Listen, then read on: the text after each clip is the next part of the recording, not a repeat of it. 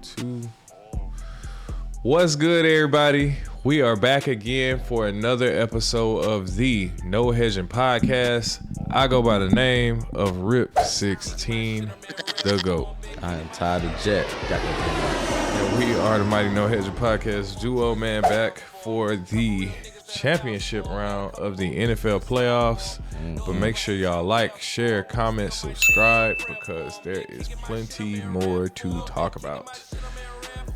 So, man, very interesting last week, but before we dive into that, you want to tell the people anything before we dive into the takeaways? Oh, yeah. Shout out to John Harbaugh, Giants Nation. We welcome you with open arms, and we can't wait to get to work and turn this organization around how it's supposed to be. You feel me?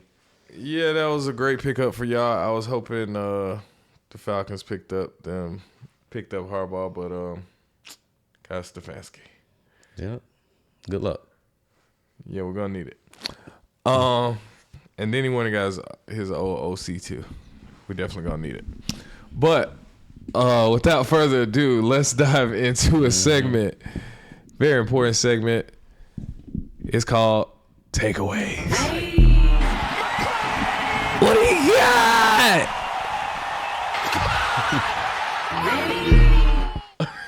What game you want to start with first? The Bills versus the Broncos, the game that pissed me off the most. Why did this game piss me off so much, you might ask? Why is that? I felt like the defense started off very strong, which was expected, for the Broncos in particular. But to the Bills' credit, they started off kind of slow. They kind of picked it up later on in the game to slow down some of those possessions because the Broncos ran it up on them in the first half. Yeah, they run that ball, man. They was running. But they was just generating a lot of points. Bo Nix was making some solid passes. They were moving the ball effectively. I think Coach Sean Payton made a very intuitive statement during halftime by saying, having that week off doesn't help you in the first half, but it helps you in the second half. But they came out in the first half. They were firing on all cylinders, bro. All cylinders. They came out firing. They had Buffalo on their heels that first half. But especially the first drive. Yeah, but Josh Allen came out and put his cape on, and he was making plays. He was coming back. But I felt like the part that pissed me off was I felt like Brandon Cooks was selling him. I don't know. He had so many opportunities to catch the ball. It was a sideline pass where he tiptoed out of bounds, or his arm fell out of bounds, got 1 foot in. It was one route he just stopped running. I mean, that was a touchdown. He just stopped running. He pulled up. Josh Allen threw towards the end zone. He slowed up. Don't know what the hell that was about. Looked a little Vegas-ish. Then that pick. It was the bull. Pick. I'm gonna tell you. Before halftime, that bullshit before halftime, when Buffalo got the ball back, they tried to be what they said aggressive. Well, they should have just took the knee, went in halftime down 7. But Josh Allen ended up doing some bullshit, turned the ball over. Yeah. Fumbled the ball on some crazy, weird fumble and shit, and put the Broncos in field goal range off rip, and they kicked 3 points, and now they up at the half at 10. On the road, you can't do that because now you're a home team. You're going to be playing against the home team who has the extra momentum now going to half. And as we can see for a couple of the teams that made it to the championship, the margin of error was very small for the next game. Yeah. That I'm going to talk about. Score? 33-30? 33-30 so in that 3 game. points had an impact. That 3 points definitely had an impact. But that interception was that was fluky to me. I know some people said it was like, well, it was a pick. I'm like, it looked like a catch. I think it was a pick. But, people are kind of 50-50 split on that. Some people was like, I think he it was never a pick. had full control of the football. My thing is it seemed like to me he had a grasp of the football when he came down, and then it was snatched from him after he had already hit the ground. And then that was the argument. It was like, well, did he fully have a grasp of it? To me, it seemed like he did. I don't think so. But some people say it seemed like he did. Yeah, I don't think it was moving. Yeah. So it was a bit of a toss up. But the part about that was fluky was the fact of I also seen video of a worse catch actually from another game in the Patriots game, and it looked like the Patriots had just as much equal possession or took it, and it was like, nah, that was a catch. So it was just a lack of consistency in that with the ruling. I mean, I can see it in either direction, but me personally, I felt like that was a catch. But regardless, I just felt like it was a lot of opportunities, and there was a couple issues. There was a couple plays that was made, and I do think, unfortunately, that was pretty much a microcosm of why, including that 3-point decision, why Sean McDermott was let go from the team, because they feel like it's always going to be something that's just not going to get over the hump. Yeah. This was unfortunately Josh Allen's best chance at getting to a Super Bowl thus far, for his career thus far. I mean, we don't know what will happen in the next season or two. But, it was very, very unfortunate. I understand why Josh Allen was crying profusely at the end of this game. Everybody was in that bitch crying. So I get it. But the weird part about that game, which is highly unfortunate for the Broncos, is Bo Nix broke his ankle. Right. How, Sway? When? I'm like, what? When? I was looking and I was like, they said Bro Nix broke his ankle. I'm like, when? What? Was he on the sideline when he did it? Was he walking to the mailbox? Over a water cooler? I don't know. But that was so weird. And unfortunately for the Broncos, congratulations, you won. But you are now entering the AFC Championship game without your starting quarterback. With a backup quarterback and Jarrett Stidham. I know Stidham was like, me? So this is going to be a highly interesting game. Said, fuck! But this is going to be a highly interesting game. If the Broncos can pull it off, we'll see. But we're going to talk about that in a minute. Yeah. But what's the next game that? Oh, man. Let's go up to New England. I mean, what is there to say? What the hell happened to C.J. Stroud? The Monstars took his talents. Oh, my gosh. He been playing bad all year. But worse. But in he the got last worse. Two games of the playoffs. He got worse. Like, it was like, what the fuck? Bro, he was out there looking lost. Like, literally, like, just like a deer in headlights. For real. Like, he didn't know what to do. Like, the one pick where he just threw the ball up like a punt. Somebody said he launched that ball like a T-shirt thrower at a basketball game. Giving out free merch. Like, come on, bro. Like, what is that? Like, he just throwing it to anybody. It was just bad. I don't understand that. And, I mean, credit to the Patriots because they did not allow Houston to run the ball at all. No. And Vrabel locked that shit down. Yeah, and if Houston would have been able to run the ball a little bit, I think that would have kind of settled CJ down a little bit to get a lot of pressure off of him. But they was locking down on the running game, and they forced CJ to throw the ball. And the defense, they kept them in it. No matter what. They kept them in it, but the defense didn't score any points. So if the defense ain't scored any touchdowns that game, they were not going to win that game. Yeah, but the defense had to play quarterback a couple of games for CJ and score some points. And that, fortunately for them, worked out to get them to that point. Mm-hmm. However, the Patriots, made pretty wise decisions during that game. Executed, was able to score. Despite going against a tough defense, the defense kind of, held them in check, but they still put 21 points up in the first half. So it was 21-10 at halftime. So, I mean, CJ has to pass, to move the ball to try to to recover that gap in the second half. But it's just that it was just very bad. It's just that how many turnovers he had? 4? 4 or 5.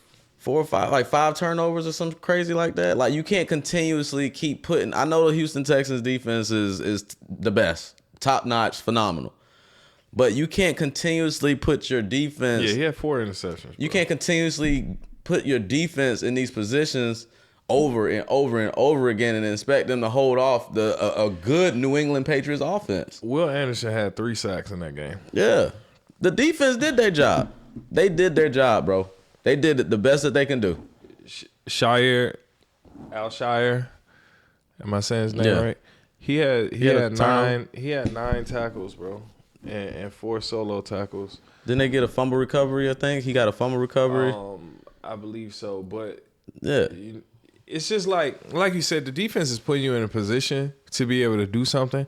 But when CJ got the ball, on one side we could say, okay, the run game supporting could have, kind of dug him out of the hole or settled him a little bit. But at the same time, you have to pass at some point. Yeah. Right. And when you are passing, you're just making terrible passes. Like you sell it, you short arm throw a pass where you could throw it out in front of your guy at the sideline. He wasn't accurate. Even on a simple pass where you didn't have pressure in your face. On a 3-yard out, he was not accurate. When the defense does decide to blow up the middle of the line and come through with a whole lot of pressure, he almost you just throw it up. Higgins or Hutchinson's ACL with a pass thrown behind him. I think he literally did tear Dalton Schultz. He did something. ACL. It's just like, dude. I think he literally did tear his ACL by throwing. And the crazy part about it, it wasn't like New England was bringing so much pressure that he couldn't that it was just so bad. That's why I can't put it all on the run game. It was just bad passes. Yeah. Like you're selling passes, you throwing it slightly behind your wide receivers. Like it was just bad passes all the way around. I really can't say anything else about it. Like it was CJ Stroud. 100%. It was hands down 100%. CJ Stroud. 100%. I can't put that on nobody else but CJ Stroud. Yeah, and then credit to New England Patriots, man. Drake May, that throw that he made to Keyshawn Booty down the sideline, he caught it with one hand on Stingley in the end zone. That was beautiful. Yeah. That was beautiful. Yeah. That was the dagger. Put him out. Right. And Drake had 70 yards from Stevenson. He was able to get 16 carries, but that's why you don't want to dig yourself in a hole in these certain games, because you have to get away from the plan. Mm-hmm. Like Woody Marks had 14 carries. For how many yards? 17. That's terrible. Terrible. He not getting no yards. But as I said, the Patriots defense. But if the quarterback is passing that bad, we don't feel a need to, go crazy on the coverage or add in all these extra. CJ Stroud had? 47. God, that's insane. That's way too many pass attempts for sure. Yeah. But when you down early, you're gonna start passing the ball more. That's just a part of the game. You gotta play the long game too, though, because it's only a 2-possession game at the end of the score. So you play the long game. You got a good defense, but it's just that they couldn't run the ball. You know what I'm saying? So I wouldn't have put CJ Stroud in that situation to where he has to throw the ball 47 times when it's a 2-possession game. I wouldn't put him in that situation because of the simple fact of how poorly he's been playing as of late. So I wouldn't want to give that guy all those pass attempts. No. However, like you said, though, credit to the Patriots, they were not having it with the run. Yeah, they saw what happened in New England when they played Pittsburgh, and they was like, yards. No. So that's CJ Stroud? We got him. Just shut down the run game. Shut down the run. But yeah. And that made it simple. CJ Stroud's bad play, I think, was so bad that it was hurting the run. Yeah. But yeah, Drake May balled out. Touchdown pass to Pop Douglas to start off the game. Another one to Stephon Diggs in the end zone. Straight hands catch. Beautiful catch, beautiful throw. And then the one on the sideline to Booty, man. That shit was... Drake May balled out, man. He balled out. Yeah, they did their damn thizzle. They earned it. Yeah. The next one we're going to talk about, well, I'll make a quick mention. Seahawks and the 49ers, it's not that much to talk about. Hold on real quick. So now that the Patriots beat Houston like that, because a lot of flack that the Patriots was getting was that they didn't play nobody all year. Right. Like, do we give them, like, credit? Because now the crazy thing is now they go up against a Denver's Broncos team with a backup quarterback. Well, CJ Stroud had ass in his veins. And a lot of it. So yeah, thick bitch in his veins. So my thing is, they literally played one team with a winning record. Mm-hmm. They beat one team with a winning record during the regular season, right? And there's two playoff teams they beat during the regular season. One of those playoff teams did not have a winning record in the Carolina Panthers. Mm-hmm. You played the Chargers with a non-existent offensive line. Mm-hmm. Everybody knows that was one of the worst offensive lines we've ever seen. So Herbert is taking all the hits, probably led the league in getting sacked. Oh, yeah. Then you turn around and you play the Houston Texans with CJ Stroud with ass in his veins. Now you turn around and you play the Broncos without their starting quarterback. Mm-hmm. This has got to be Drake. The difficult part is Drake May looks very good. You know, he's playing well. They're making plays. They're beating up on inferior teams. Mm-hmm. However, this has got to be possibly the easiest path to a Super Bowl we have ever seen. Possibly, yeah. Possibly the easiest schedule to a Super Bowl we have ever seen. For sure. Because even the teams that you played that had a good defense, they got flaws. They got glaring flaws. Mm-hmm. If your quarterback is playing that bad, that's a huge flaw. If your offensive line is that bad, that's a huge flaw. Mm-hmm. You're missing a starting quarterback, that's a huge flaw. You have possibly the easiest path to a Super Bowl that we have ever seen. Now, to their credit, when they do play people, they do complete them. They beat them up. They look like a complete team. They do it. However, my concern is, if you get through this, if there's not some type of miracle in Denver and they win that game, if they get through the Broncos and they got to play the Seahawks or the Rams,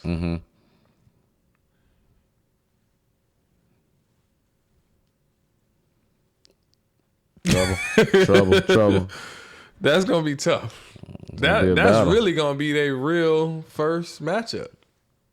Barring anything, knock on wood, bad happens with either one of those teams. Mm-hmm. Hopefully nobody trips over a water cooler.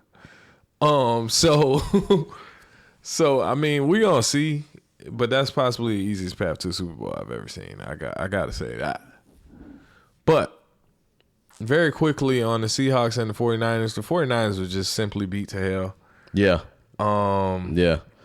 They've been competitive, so I expected them to compete better than that. Right. It was a massacre. It was tragic. It started with the opening kickoff. Yeah. When you get they scored on kickoff. Like, that was just cooked. It started with the opening kickoff. Rashid Shaheed takes one back to the crib. Smoke didn't even clear from the fireworks. And in Seattle at home, that stadium it was rocking. And once that happened, the shit just kind of bottomed out. It just kept going down. It just bottomed out. I don't even need to really look at stats to recall much. It was just it was a beat down. It was a beat down. They just beat the hell out of him and kept thrashing him. It was like, stop it, you're killing him. Stop it. Mm-hmm.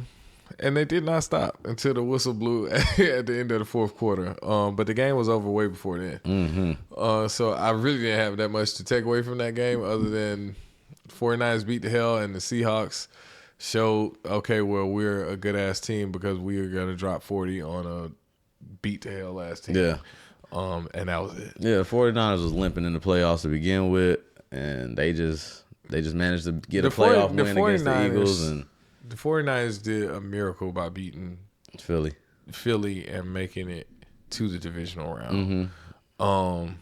The Eagles had a role in that they played pretty poorly and they were off, but to the 49ers' credit, even being beat up, to be able to win that game and make it to the divisional round, I thought they did something phenomenal over there. But the game that was phenomenal, actually. Yeah, the best game of the week. Was the Rams and the Bears. Very closely contested game as we expected. For sure. Now, again, the margin of error is super small. The Bears could have won that game on multiple occasions. Yeah. However, Caleb made some great plays. And he turned the ball over. He also had 3 interceptions. Yep. One of those interceptions I wouldn't necessarily put on him. I think that was a wide receiver interception more than a quarterback interception. Yeah. But 2 of those was him. So that's credit to the Rams defense for making some plays. Disguising some coverages, mixing it up, making it a little bit confusing, generating some pressure in the backfield, making Caleb scramble, move around. Some of those plays, Caleb got out of the pocket, broke loose. Some of those plays, he extended the drive and make a crazy play like that off the wrong foot pass he made to the end zone to Cole Kmet. Yeah. To go into overtime. Yeah. So Caleb, Iceman, made some plays. Unfortunately, the margin of error is just super small. Yeah. So those interceptions costed them that game. Costed them the game. This game was fun to watch because it was like a heavyweight fight going back and forth. Like a team would score, then the other team would capitalize and score.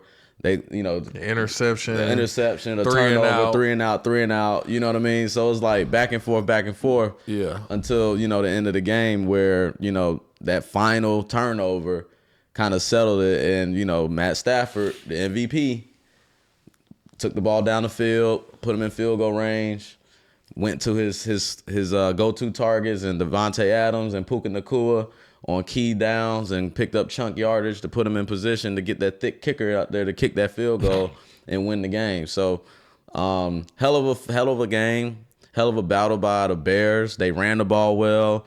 They threw the ball well most of the time outside of those turnovers. Defensively, they did a phenomenal job as well outside of that last drive in overtime. But other than that, man, it was a good game to watch. Very good game to watch. And it set the stage for, what's to come. Yeah. So, with that being said, it's only a couple of games this weekend. Both of those games will be on Sunday, if I'm not mistaken. Yeah, 3 o'clock and 6 3 o'clock and 6:30. Yeah. So both of those games will be on Sunday. So we're gonna forego some of those other things and just get straight to let's do it. The most important part of the show. It's a segment that we like to call Best Bets. Put them chips on the table, stack them up, let them fall where they may. Now last week in Best Bets, it was not our best. Now we got Cook, chat. Yeah, we got Cook. I went 1 and 2. You went 0 and 3. It was pretty a bad year for me on the Best Bets, man. But bringing the season total for me to what 29, 27 and 1, and that brings you to 23 and 33 and 1. Yeah, it was awful. It was a massacre. But good thing about that is it was last week, and this is this week. And we're going to make some better picks this week. Yeah. So, since it's only 2 games, tell the people what you're thinking and why you're thinking it. Let's get into it. Let's do it. So, y'all know if y'all been listening, I've been riding the Rams, no Diddy, all season long. I've been a Rams guy. Yeah. I've been a Rams guy. So, this week, one of my best bets is going to be the Rams money line against the Seattle Seahawks. They're an underdog as well. So pay attention to that. But I'm taking the Rams under money line. The times that they played Seattle, there was one time where they let Seattle off the hook. They had Seattle pinned down, and they got conservative and let Seattle off the hook. Yeah. let Seattle come back. Sam Darnold was looking terrible. Seattle was like, they didn't know what to do offensively. Correct. Until, who is it again? Rashid Shaheed with a punt return to put them back in the game. Yeah. On special teams. So that doesn't happen. I think the Seattle Seahawks beat that game, and they are 0-2 against the Rams this season. So it's the third time these guys are playing. I think offensively with, the Rams playing in this tough game against the Bears, it kind of stiffens them up a little bit for Seattle. And the defense looked like it came to life. So. Yeah, the defense played a lot better over this game versus what they've been doing. So these teams know each other. So I'm gonna give the edge to the Rams on this one, man, with the MVP. I'm in agreement with you so much so that is also, I'm taking the Rams plus 2.5 for one of my best bets because of a lot of the things you mentioned. Mm-hmm. But I think also just Puka Nacua, being a monster, having Devontae Adams back, huge. His route tree comes into play, especially on those key downs and those big third downs that we love so much. Yeah. He comes into play on those games. Like you pointed out, one of the great passes that Stafford made to him on the sideline in that overtime against the Bears. Caught that bitch like down here on the sideline. Right, but he just creates space. Space. Yeah. To even have the opportunity to catch that. So Hall of Famer Tay Adams. Yeah, for sure. One of my favorite receivers. I think in totality, when you look at like the performance, if you go break it down quarter by quarter by quarter by quarter between these two teams, I feel like the Rams have had more winning quarters for sure in total to add up between those two games that they previously played. All right, so Seattle being at home though does make it interesting, right? Because what have I been saying about them? They play better on the road. They play better on the road. When they won that number 1 seed, I said that might be a death wish for them because for some weird ass reason, they just have a lot more tenacity when they play on the road. It just seems like they're a lot more aggressive. They beat the hell out of the 49ers, but I think they beat the hell out of the 49ers because of they were the already 49ers. Beat the hell up. The 49ers had already beat the hell out of themselves. Right. So the Rams, on the other hand, they got healthier going into the playoffs. And then, getting a tough road win like that kind of does something for your team. And I don't think they had Devontae Adams the last time they played either. No. Because he had a concussion. He was out. Yeah, they didn't have Devontae Adams that last time. Yeah. So I think all of that kind of keys in and factors in to make this matchup go a little bit differently. So I'm with you. I'm leaning towards the Rams. I'm going to take them plus 2.5 just because I do think Seattle is still Seattle. But they're going to come out. They're going to be very physical defensively for sure. For sure. But my only concern, I'm not concerned about them on the defensive side of the football. It's just offensively, they've been running the ball well too with Kenneth Walker and pretty much and Charbonnet here and there. But Kenneth Walker been the one leading the charge in the playoffs. Right. But in the latter part of the regular season. But he got healthy at the right time. Yeah, so he been leading the charge there. So I mean, offensively, they got a recipe or a formula that they can use, but I'm leaning Rams with the intentions that Rams are going to come out, stop the run or slow the run down a little bit, and do their thing offensively, man, with their play calling. Yeah, I think if Kyron can come out and generate a solid performance, anything similar to what he did against the Bears, 87 yards, 21 carries, 2 touchdowns. If he can give you something similar, that's definitely going to alleviate the pass game and just open it up even more. Once they know that you're a threat to run and we actually got to legitimately play the run, Seattle did not really have to do that. Well, Seattle could pretty much concentrate on the run and lock that down because Purdy was the leading rusher. But they were so far behind in such in deep of a hole, you can't really be behind. So that's one thing I do want to see out of the Rams, to make sure that they can do that. Mm-hmm. Don't start off this game super slow like y'all have done some of these other games, because being one-dimensional against that Seattle defense is not a good thing. Mm-hmm. So you definitely want to start off the game strong, push, be competitive, keep the game close. Even if you're not scoring a lot of points, keep the game close so that you can keep the threat of a run throughout the game.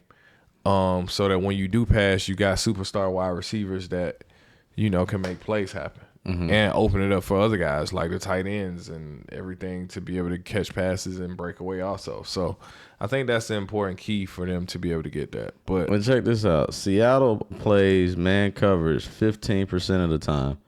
They play a lot of zone coverage. They play zone coverage 80% of the time. Which I don't think is good with wide receivers that good. Right. Like Devontae Adams and Puka Nacua will tear a zone apart. Yeah, that's what I was looking at. I figured, I just wanted to confirm that they play a lot of zone coverage. And they've been able to do that against certain opponents. Mm-hmm. But, I don't think the Rams they have two dynamic wide receivers. I don't think that's a good team to try to OD on the zones. Mm-hmm. But you also got to deal with the Rams being able to run with Kyron. So, that, and Matthew Stafford being able to read a defense and pick apart his own too. Yeah. So it's a lot of factors going into it why zone is going to be shaky. But we're going to see, can they make adjustments? Are they as good as their seeding suggests they are? We're going to see. Yeah. But the last pick, I think we both got the same one, but tell the people your best bet. Yeah, I'm taking the New England Patriots against this Denver Broncos team. Drake May have been playing phenomenal, man. The New England Patriots defense has been stout across the board, stopping the run, putting pressure on these quarterbacks to force turnovers with their secondary. You got Christian Gonzalez, which is a stud, top 5 cornerback in the league, locking down side. Gonzo's a monster. Yeah, Gonzo is the truth. You got those 2 rookie safeties back there that makes plays. They play for the same team in college too, which is crazy. I think one of them got a turnover last week too. So, I like New England here. Broncos, their defense can be had. We've seen that, over the course of the season. Yes, they lead the league in sacks and so forth and so on. They generate pressure. They get pressure. They make timely plays, Benino coming off of the edge and so forth. But, they can get had offensively. And Drake May, he's been phenomenal with the football. I haven't really seen him play like probably one kind of stinker game this year, maybe. Yeah. You know what I mean? But for the most part, he's been solid all year. And obviously we know, the elephant in the room is Jarrett Stidham, the backup quarterback for Denver, being the starter in the AFC Championship game, just thrown in the fire like that. And that's my reason why I'm taking the Patriots as a best bet for the 4.5, just because of the simple fact of you're starting a quarterback that is being thrown in there in the championship game and hasn't really had playing time throughout the whole season. So it's a tall task to ask him to come in, because to the Patriots' credit, their defense has played really well, especially throughout these playoffs so far. Even though we question the opponents or whatever, but their defense has played really well throughout the playoffs. So that's a lot to ask somebody who hasn't had like consistent repetitions with the starters throughout the season.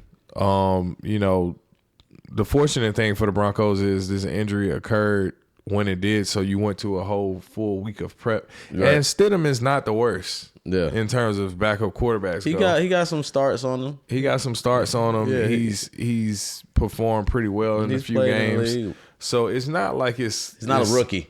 No, he's not. Yeah. And it's not like it's just impossible. No, I don't think it's going to be impossible, because you have the brilliant play calling mind of Sean Payton, who knows how to put his quarterback in good situations, like what he did with Bo Nix, making easy throws, making them comfortable. Things like that. Little flat route, throw the ball to the flat real quick, So I think that plays a role in them keeping the game kind of close. I think it'll be a late cover more so than them blowing them out early or whatever. And then on the other side of that is New England. I think they're going to try to put a commitment on running the football as well, Denver.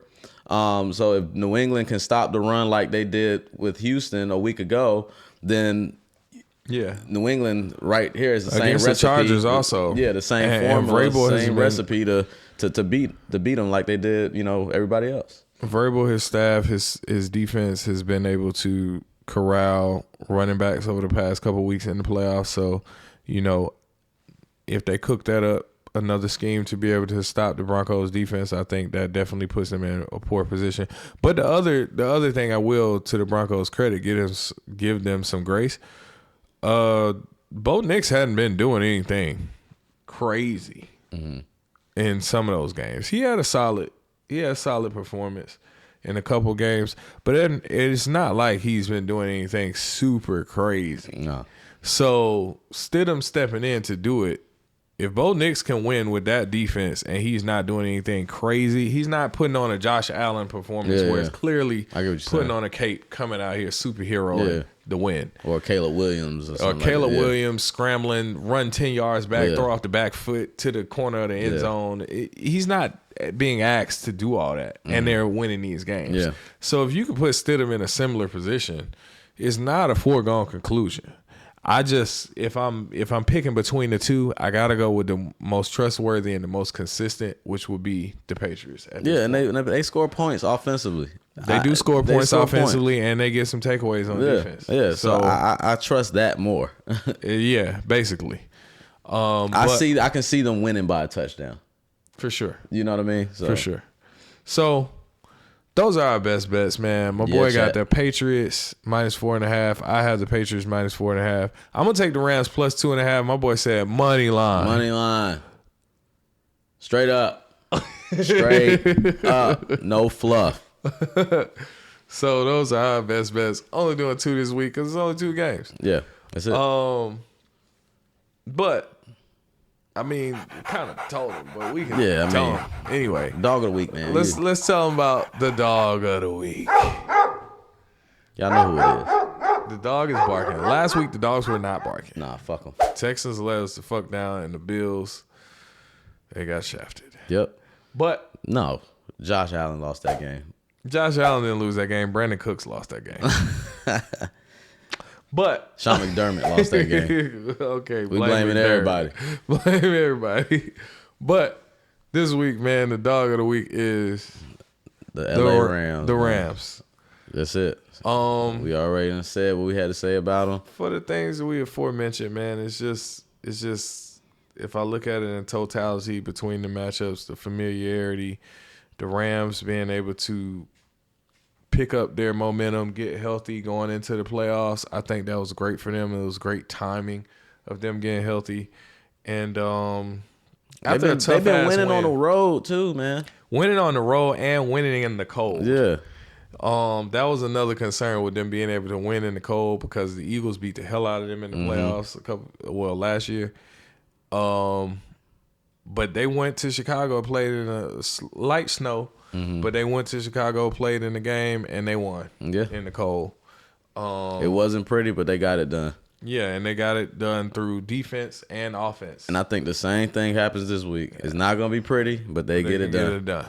They get it done. We're going Rams. LA, don't let me the fuck down. Right. Please. Please. I've been on you all year. Yeah. I should have put in a future bet for them as they went to the Super Bowl, but you should have. But record was 6-13 for me in total with the dogs, 11-8 for you with the dogs. So, you're still on the positive side. Hopefully, this one is another win on the W side. Straight up. But that's all we got. That's it, chat. So make sure you like, share, comment, subscribe to the channel, please. And you know how people can give like a great speech. It was something I was thinking about. You can make a great speech, but it may not necessarily resonate with every audience. Right. So sometimes you gotta reiterate and you gotta speak to a different audience. So maybe going into this game, we got a different audience of viewers, some people that's actually listening to me when I'm telling you a great thing, such as click the link and go to Onyx Odds. Like, you're already betting on the game. I don't know why sports gamblers are so married to whatever book they've been using. But if you get an opportunity that's good for you, take it. Click the link. I had a friend click the link for the national championship game. Put in $10. 10 bones. Okay, $10. He got $200 worth of free bets. 8 $25 bets. I don't know about y'all, but some stuff just makes sense. So if you already betting on the games and looking at this weekend, this is a good slate. You know, it's a good opportunity. It's a small window. You can take some time. You can dig in on your research. You can use this for prop bets. You can use these for game bets. Just toggle the little icon from coins to cash. Once you see it go green, then you are in the money, my friend. You can bet. You can use those free bets on straight bets. You can use them on the game. It's going to give them to you in increments of 2s across the 4 days. I think you get 4 days worth of $25 bets, two $25 bets. So theoretically, you could do that, upload. You could put in a bet early. Then you could wait till tomorrow, put in another bet. You could bet some basketball. It's a lot of ways you can parlay that, fillet that, and do whatever you want. Sauce it up. Do some prop bets in there. All type of stuff, man. But it just makes sense. Sauce it on you. It just makes sense. It's on you. Tired of telling you, but I'm going to tell you now. Telling you now. Anything else you want to tell the people before we get out of here? Nah, man, that is it. Except for parlays. Making money line plays. Yes, sir. May all these bets continue to pay. They better. Because I need that money. I need it. So we're going to see y'all on the next one. The next one we'll see y'all for will be for the Super Bowl. So make sure y'all stay tuned. Make sure y'all stay tapped in. Drop those slips. If you got some prop bets that's been brewing in your thoughts, drop them in the chat. Chat, what up? We see y'all in some of these comments on some of the shorts and the full-length videos. We appreciate the love. We appreciate y'all talking. Drop them slips, man. Let's cook up something this weekend. Straight up. And screenshot me those pics y'all got. I'll throw y'all in the chat on our Instagram page, man. So, but yeah. Till then, we'll see y'all next week for the Super Bowl preview episode of the No Hedger Podcast. So tune in, tap in. Y'all have a good week, and we'll see y'all then. Peace. From the East. Nigga. It's all cap, no rap, just cap. I'm throwing down my cap. Y'all know how the baseball coach, he get pissed in the dugout, he throw his hat in the dirt. That's how I feel about you capping ass, rapping ass niggas. Hey, but cool, this shit hard. We gotta do this shit again sometime, bro.